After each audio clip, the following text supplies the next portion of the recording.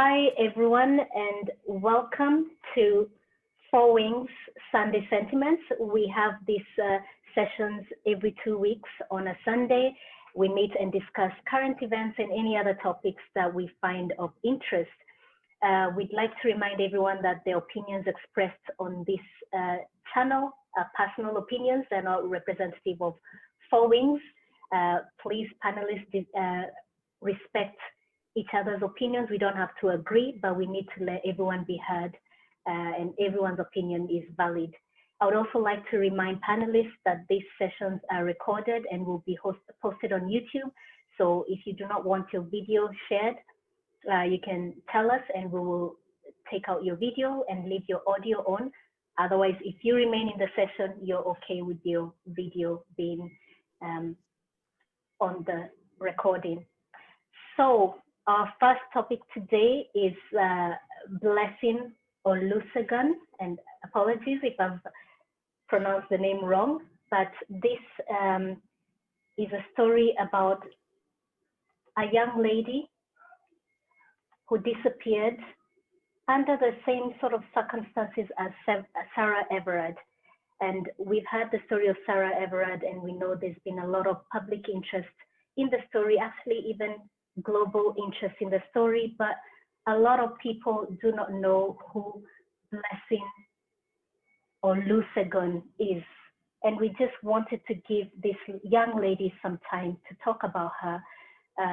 So I'm going to give you a brief overview about her. Blessing Olusegun was a young student who was working as a care worker. She traveled to Essex to do a care work contract for a week. And on the night of 18th September, she couldn't sleep and decided to go for a walk. And while she was on the walk, she sent some messages to her boyfriend and some friends saying, stay on the line. You know, for whatever reason, she wanted people to know she was out and to keep safe. And she just never came back, and her body was found on the beach the following morning. So the question is, you know, several months later, this was in September, Sarah Everard vanished in, is it March, guys? Was it the beginning of March? Yes. Yeah. And nobody had, I mean, most people hadn't heard of Blessing's story, but Sarah Everard's story kind of revived Blessing's story. And the question is, there was very little media coverage about the disappearance and death of this young lady. And still today, no one knows what happened.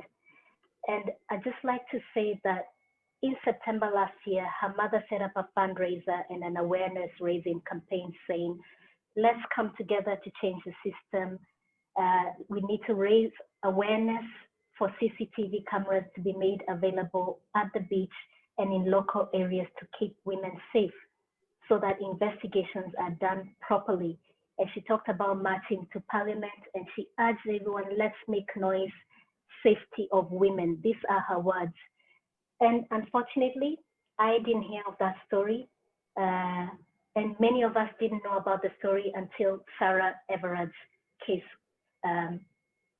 brought back this story to the forefront. So I'd like to ask you on the panel, had you heard of this story before Sarah Everard's case?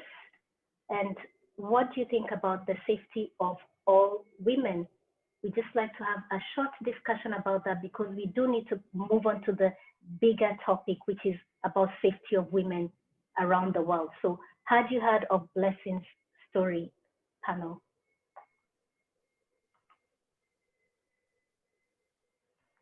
Yes, Shakira.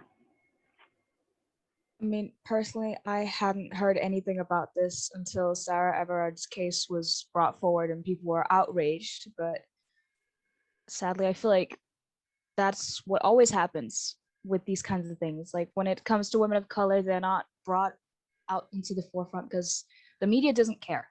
The media doesn't care at all. Like the only reason even the Black Lives Matter movement has been happening for like a long time. It wasn't just like the summer of 2020 that it happened. It's just that the media suddenly cared because somebody got enough coverage of it for it to be out in the in the bigger public eye. More people noticed it. It's the same thing with this. Blessing wasn't noticed until a white woman was killed in this incident, where people started focusing, oh right, that's something that happened like last year that we just didn't hear about at all.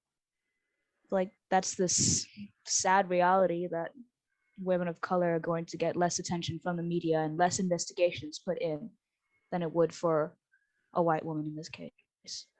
Yeah, thank you for sharing your opinion as a young woman of color.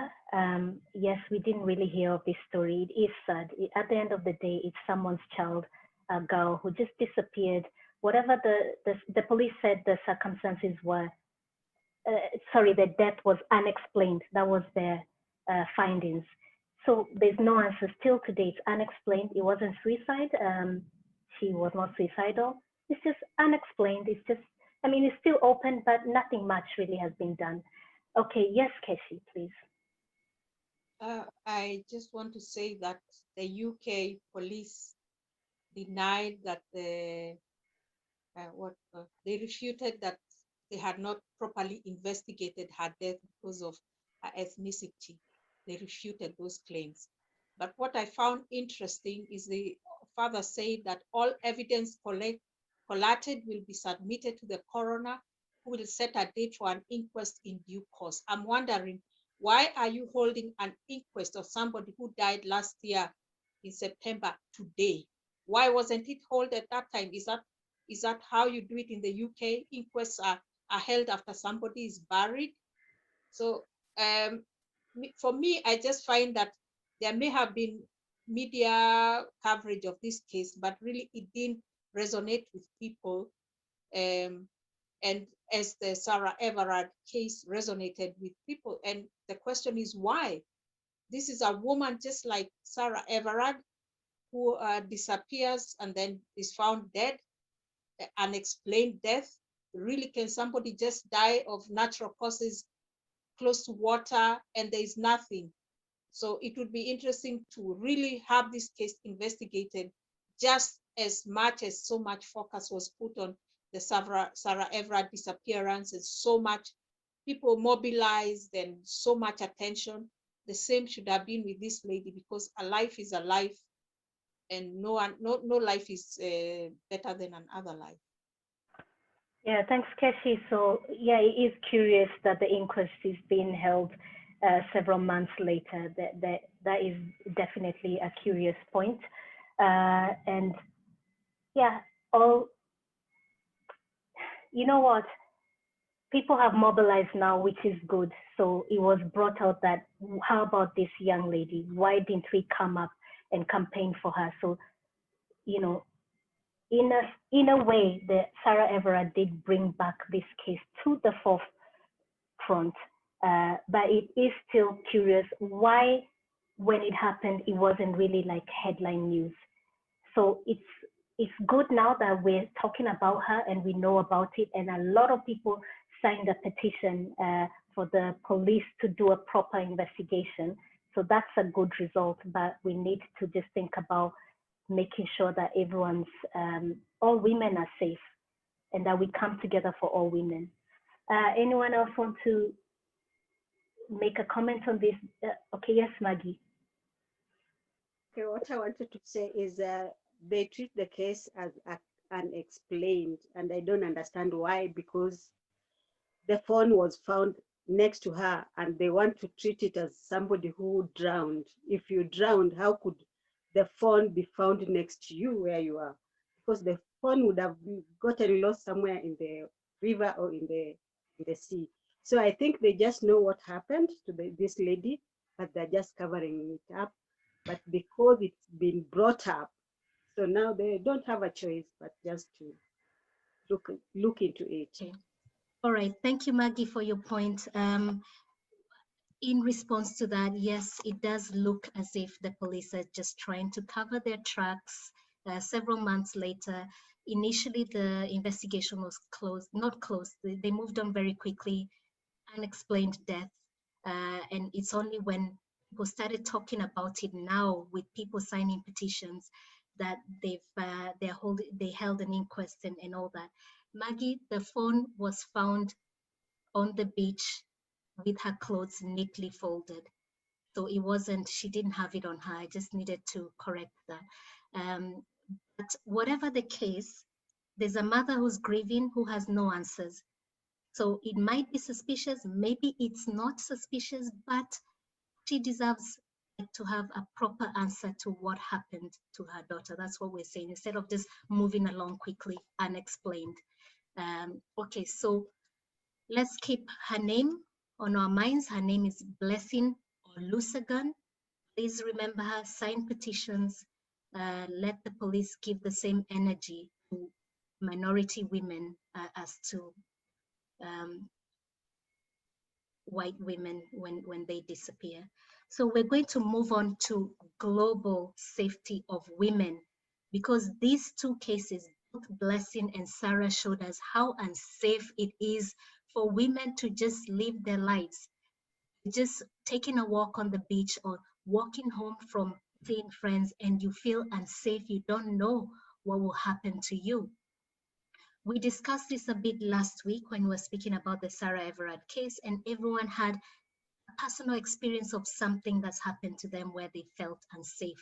What we didn't talk about is what can be done. Yes, we've all experienced in one way or another a situation where we felt unsafe as women. But what can be done? What are governments doing in your respective countries? And was this Sarah Everard's story, did it have an impact in your respective stories so that governments are saying, let's do something about the safety of women? I'm interested in that. Has the story of Sarah Everard had an impact in your country?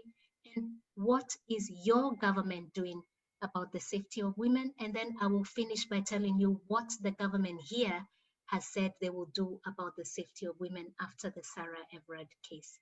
Yes, Keshi. Yes, actually, that case really it resonated a lot with women here in Denmark, and they did a survey here in the month of March, where it was found that 66% of Danish women fear being assaulted when they're alone in the evening, in comparison to a lower number that was done in a poll done in 2017. And then the number of men in comparison, number of men who are afraid of being assaulted when alone is 22%.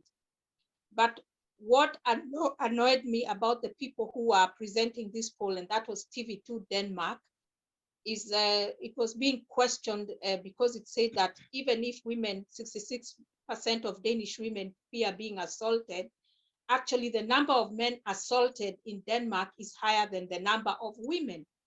So I found this argument and this conversation very, very dismissive, because the question was being asked, why are women fearing walking alone at night when it's been, statistics show that more men are assaulted more than women. I wondered, what do men have to do with this?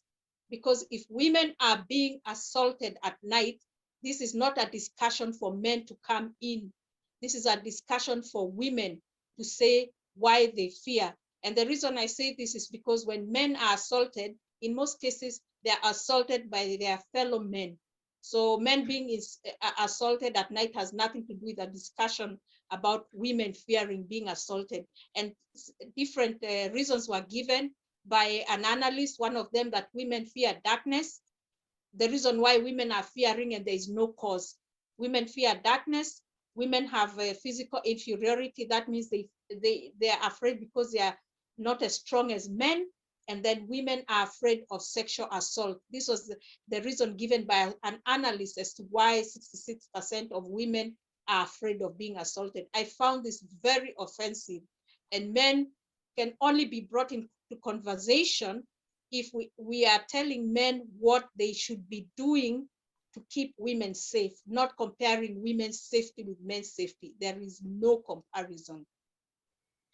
Thank you very much, Keshi, because when that kind of focus is, when those kind of reasonings people are trying to rationalize and put it that way, you're actually victim blaming, or you're blaming women and saying it's because you fear the night, it's because you feel inferior, and you take away the discussion and the spotlight from actually men who should be involved in this discussion in terms of saying, how can we help you feel safe, instead of saying we're attacked too and you're insecure. It's almost as if it's your problem. Like, you need to learn how not to be insecure and fearful of the night. Which, like I said, is a comparison. It's like victim blaming. It's also silencing women and making us feel like we're being irrational and we're asking for too much. So I agree with you. If men are to be involved in this discussion, it's to say, how can we as men, what can we do to keep women safe, instead of we're also attacked, we're also unsafe. I think I saw Jamila's hand, and then Shakira, then Shiro, in that order, please. Yeah, I agree with Kashi with the whole you bringing your issues because someone else brought up their issues is technically not actually trying to highlight your issues, it's trying to overshadow like other people's problems. And it happens a lot when it comes to like minorities and their problems, or like for example, when Black people are trying to talk about, you know, Black Lives Matter, and someone comes along and says, well, all lives matter, and we're like, yeah, that's what we're trying to say. All lives need to matter, but clearly Black lives don't matter. And when women are trying to talk about how we're basically terrified of going places in the dark, you saying men get assaulted, first of all, has nothing to do with us a lot of the time. It's actually your, like Tadakeshi said, your fellow men who are getting involved in this. So you telling us that's not going to do anything, maybe you should join the conversation to talk about how like men shouldn't be as maybe violent and aggressive, not telling us, because what can we do about it? We don't even have power to talk about our own issues, and you want us to talk about yours as well. It's just all over the place. Okay, thank you, Jamila. You're right. It's very important to check ourselves and not come in overshadowing other people's experience by rationalizing and say it happens to X, Y, Z as well, because they're not mutually exclusive. Yeah, they're very different topics, and focusing on one doesn't mean you don't care about the other. We know men are unsafe as well, but right now we're talking about the safety of women and what needs to be done to ensure that women feel safe. Thank you, Jamila.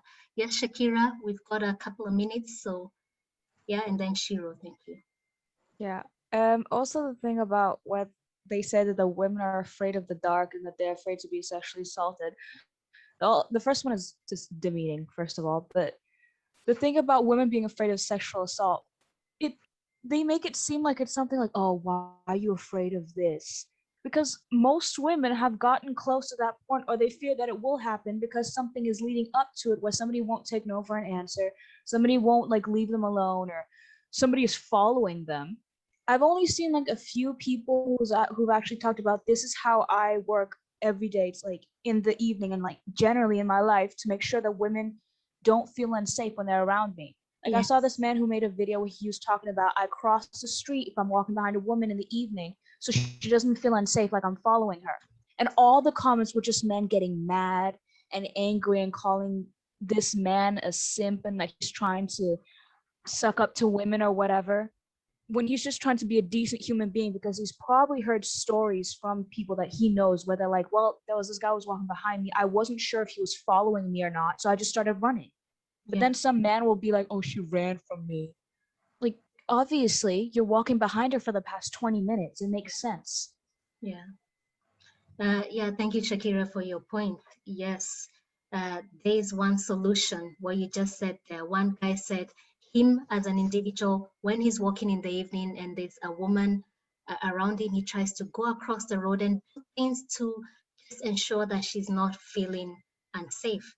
And as you say, men come in and attack him for that, for just being a decent guy. But after Shiro, can we quickly just everyone say what they feel can be done to keep women safe? Just 1 point each, that would be really good because we did come here to discuss what can be done. So Shiro, give us your point and then we'll each hopefully give a contribution to what can be done. Ashiko, you had asked about whether the Sarah Everard case was, let's say, had any publicity in our countries. And in Kenya, I can't say it did, but we have had our own stories, several stories actually about violence and against women and women's safety. And one, I would actually request if you could discuss it maybe next time, is a story about a girl who met a guy online and they went on a date, and they went to his office. It was during the day on the 12th floor of a certain building in the city. Then as the evening was approaching and she wanted to leave, he didn't want her to leave and he wanted to sleep with her. She didn't want to sleep with him. And he actually threw her out of the window, and she landed on the 12th, on the 9th, on the balcony of the 9th floor and was critically injured. This is a story I think we should discuss because it was covered in a radio show, and the 3 radio hosts who are men said that Kenyan women are too loose or too available. They should play hard to get. And people interpreted that to be victim blaming. They were not talking about the victim and her injuries, her serious injuries, or even the guy and his violence. They were blaming the woman. And apparently a lot of men were supporting these hosts, saying, yeah, women are too easy, women are too available. But I have to say that some action was taken. They were fired from the radio station because of the uproar from the public, and the radio station was fined 1 million shillings. And one of their very good advertisers pulled out temporarily. Okay, something came out of it, but they were laughing. That's the worst part. They were laughing about that woman being thrown out of the building and blaming her. It just shows that a lot of work needs to be done to educate men on this. Thank you. On the view of women. Yeah, thank you, Shiro, for sharing that story all the way from Kenya. I'm just shocked at they just blatantly, shared this story about how women should not be easy. Actually, it's ironic because they're saying women are too easy, but actually she wasn't being too easy. She refused to sleep with a guy. So they don't even know what they're saying. They don't know what point they're making. And then to be laughing while they're telling this story about a woman who's suffered severe injuries because of the violence of a man is just crass, I'm glad on they a were radio fired show. On a radio show, on a public platform, and to have the confidence to that shows you that the culture is just not for women. But I'm glad something was done. I hope that this is the beginning of things slowly changing. I'm also glad things were done here in the UK with Sarah Everard's case. I'm glad that it also brought to the fore, I'll repeat again, Blessing's disappearance and just showing how unsafe women are. So you can't just take a walk on a beach or walk home in the night without fear of disappearing, being attacked, and being sexually attacked, because other men are attacked, but it's seldom that they're then also sexually attacked. So it's a very traumatic experience to go through. So solutions.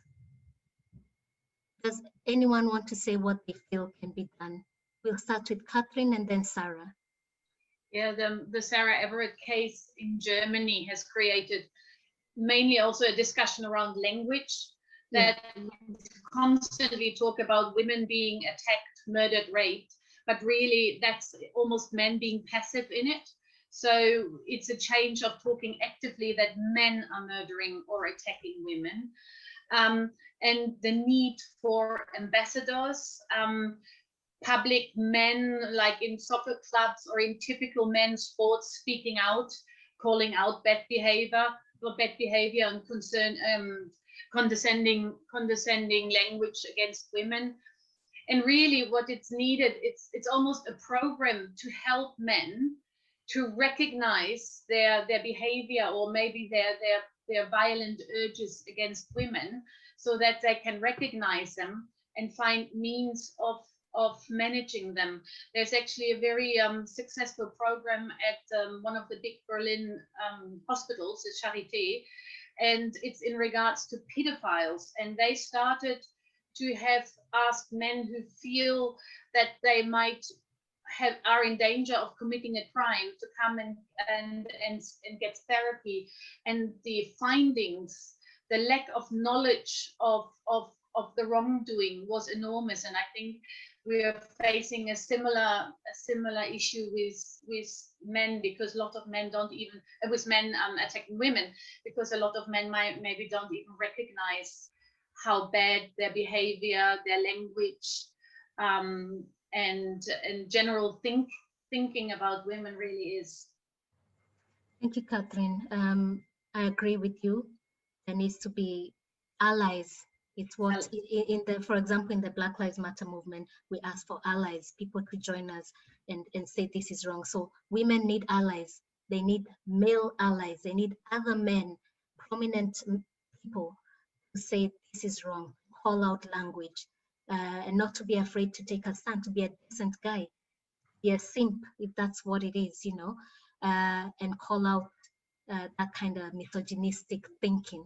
It's what Shiro said. Some don't even realize these guys were doing it on a public platform on radio and think it's okay. That type of language is so wrong, and that needs to, like you say, it actually also almost needs to be taught from a young age, maybe through school programs or something, and we need to give it some time. Yes, Sarah?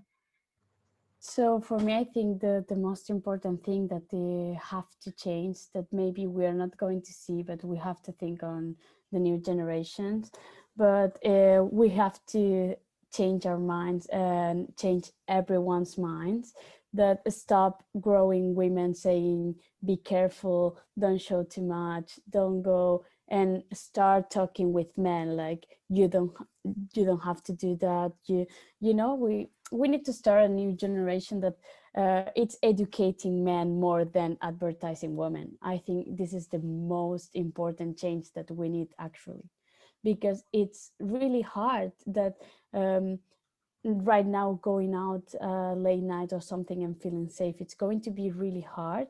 Yeah, there's things that can be done, but we are still scared.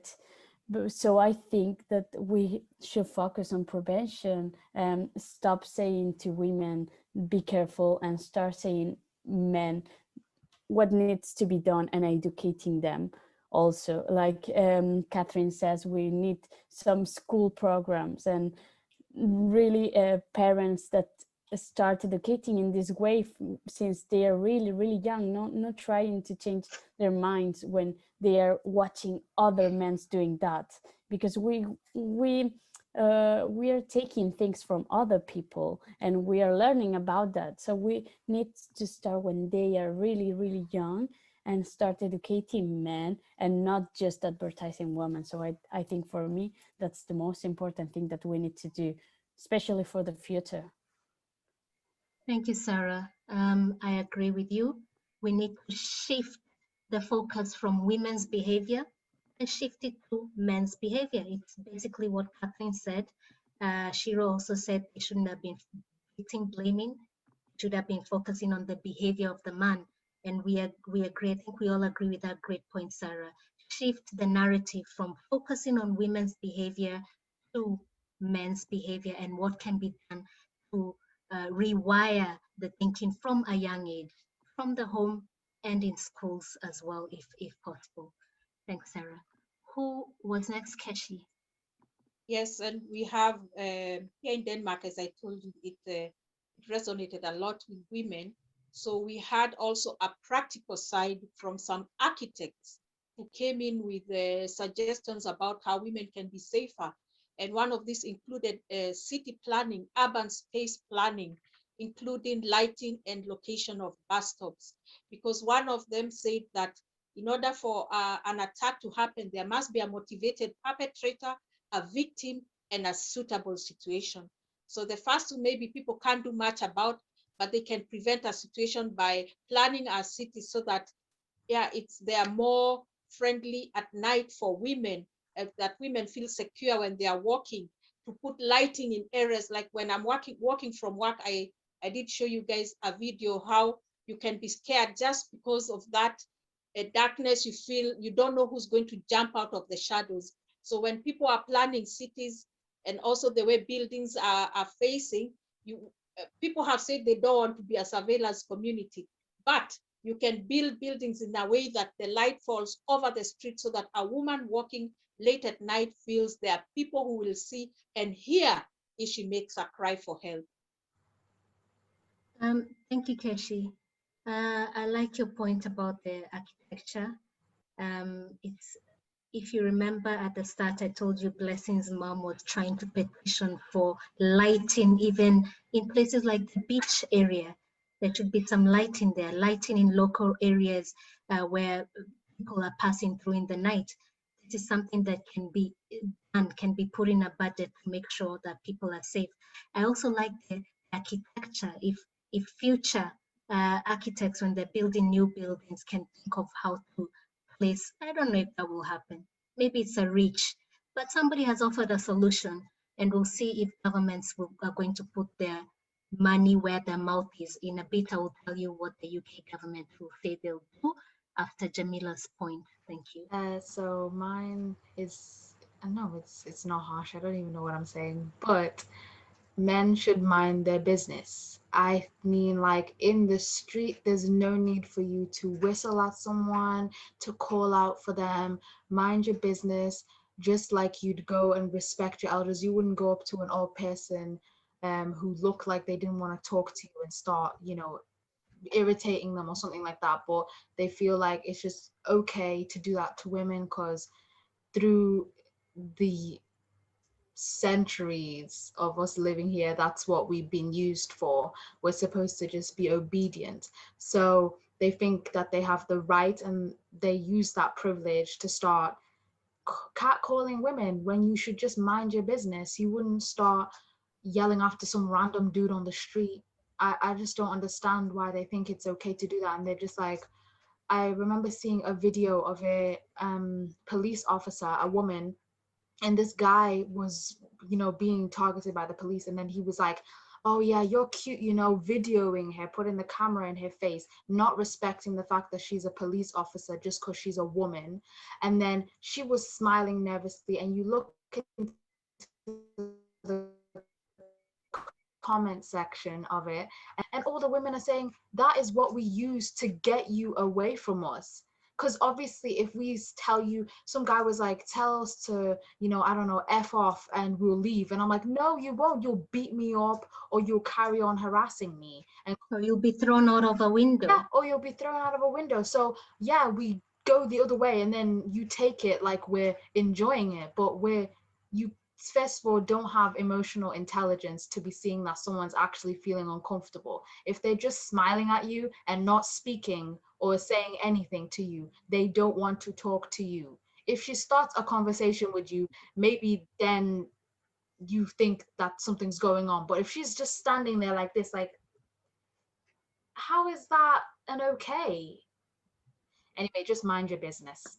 Yeah, thank you, Jamila. I also saw that story, and I thought it was such an invasion of personal space. And then all the men saying, oh yeah, but she is cute. Oh, she was loving that attention. And all the women knew she wasn't loving it. She just wanted the guy to get away from her without being attacked. So yes, thank you for that point. I'll just quickly tell you what the police in the UK, or the government actually, decided after the public outcry with Sarah Everard's death. So the government has said one of the measures is 45 million towards better lighting and better CCTV. And then they said plainclothes officers to patrol bars and nightclubs, which is ironic since she was murdered by a policeman. So who will protect us from violent police? And then what women are saying is there needs to be deterrence from offenders, harsher sentences, educating men, not just better lighting and plainclothes policemen. We need more than that. And all the points that you guys gave, Catherine, Sarah, Jamila, Keshi, everyone who gave a point there made some valid contributions of practical things that can be done to actually help women keep safe. We've got a late entry. We'll give a bit of a minute to say something before we pass over to the next topic. Yeah, okay, I didn't hear everything, but I'm just hearing the end of what you're saying, that the government has taken, the UK government has taken measures to make it better for women. But I'm gonna ask this question, maybe I'm playing the devil's advocate. Did it have to take a Caucasian woman getting killed for them to do anything? So far from what I've read online, there've been other ethnicities killed, but nobody cared. But now this blonde woman gets killed, and now everybody is crying, ooh, we have to do something. There've been other women, many women killed, and I know as well Caucasians, but did it have to take this one? Why did it have to take this particular one for them to do something? There've been Asians, Black people, and whoever killed. And I do know as well white people, but it's like there has to be a certain face for them to finally act. And it's always like that also with disappearing kids. Okay, thank you very much, Kiriko. Yes, we had discussed before about a very similar case, same young woman walking home, boyfriend on the phone, exactly the same. We spoke about why wasn't there an interest in this case. So a lot of people have said, yes, it's true, the coverage wasn't the same. Across all women said it's true, and they supported the reopening of Blessing's case by signing petitions. So we are calling this out. We are saying that, I will show you this quickly. This, which we will share on the screen, that we need to protect all women. If you don't fight for all women, you're fighting for no women. This is what we mean when we say about intersectionality. Let's pay attention to everyone, all the women who disappear. There are too many cases. Even women who are prostitutes, women like that who nobody cares about, regardless of their race, the ones who are not worthy of attention. Can we pay attention to these cases as well and push for changes so that all women are safe? So thank you very much for joining us for this very deep discussion. We know there's so much more to say about the safety of women. We would like to ask, please like the video, subscribe to our channel, put on notifications so that you know when we have new sessions. Next week or next time, our host will be Shakira, and she will be talking about the Atlanta shootings. Thanks for joining.